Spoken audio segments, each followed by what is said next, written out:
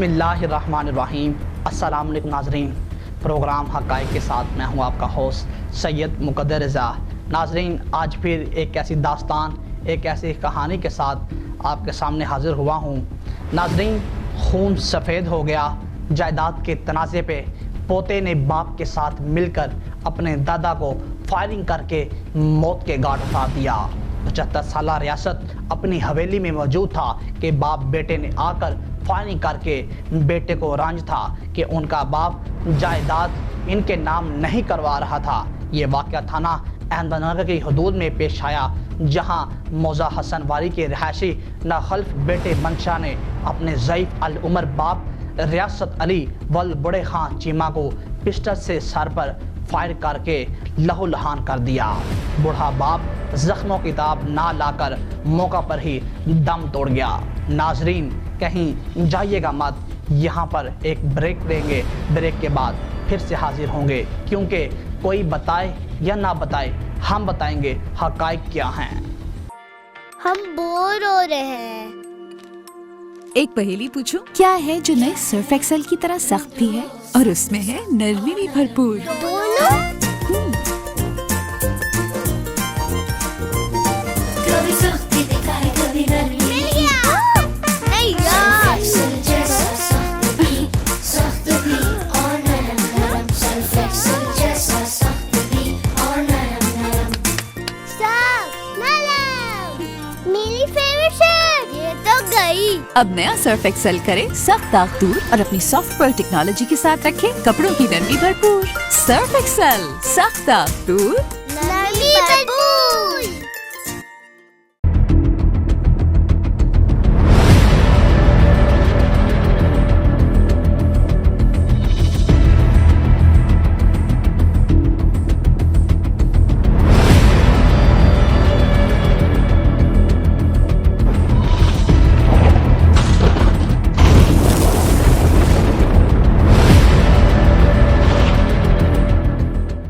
नाजरीन, क्या इंसान जायदाद, पैसा, दौलत के पीछे इतना अंधा हो सकता है कि वो अपने किसी बहुत ही करीबी को मौत के घाट उतार दे?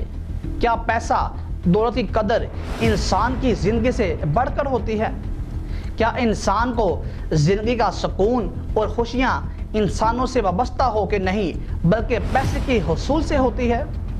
नाजरीन, आजकल के वाक़यात के बारे में सुन के इंसान के जहन में इस किस्म के सवाल तो ज़रूर आते हैं, क्योंकि आज मेरे जहन में भी ये सवाल बहुत ज़्यादा गर्दिश में थे, और वो सिर्फ इस वाक़े की वजह से कि जहां पर जायदाद के तनाज़े में एक पोते ने अपने बाप के साथ मिलकर अपने दादा को फायरिंग करके मौत के घाट उतार दिया। जी हाँ नाज़रीन, खून वाकई ही सफ़ेद हो जाता है जब बात आजकल के दौर में दौलत, जायदाद की आती है।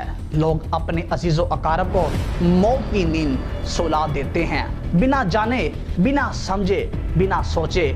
उनकी आंखों में एक लालच की पट्टी बन जाती है और वो दौलत के नशे में अंधे होकर अपने किसी बहुत ही करीबी इंसान को मौत की आगोश में सुला देते हैं। वो दौलत तो पा लेते हैं, मगर खुद को हमेशा के लिए गुनाहगार बना लेते हैं। यहाँ पे एक ब्रेक लेंगे, ब्रेक के बाद फिर से हाजिर होंगे, क्योंकि कोई बताए ना बताए हम बताएंगे हक़ाइक़ क्या हैं।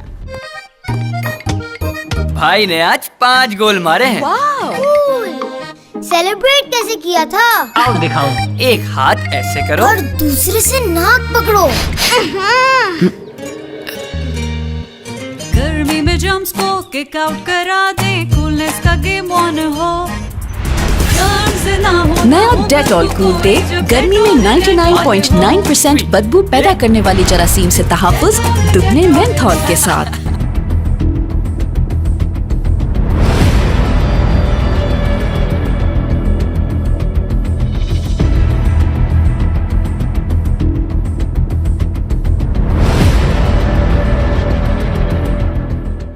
नाजरीन, कहते हैं कि एक इंसान का कत्ल पूरी इंसानियों का कत्ल होता है।